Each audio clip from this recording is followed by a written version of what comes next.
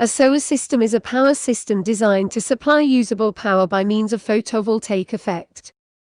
Photovoltaic, solar panel, solar module and PV generator are often used interchangeably in solar system.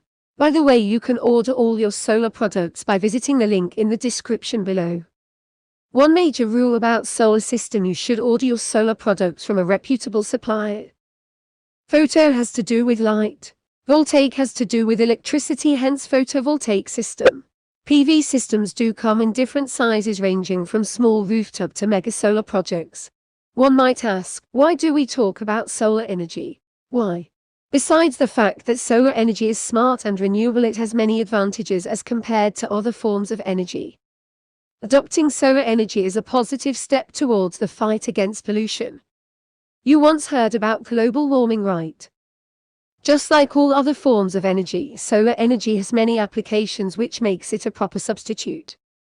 It can be used to power street lights, homes, etc., and it has been adopted in the motor industry. As we enter deep into this topic, there are some terms we need to define. Solar irradiation is the propagation of the electromagnetic wave. It is measured in kilowatts per square meter. Peak sun hour.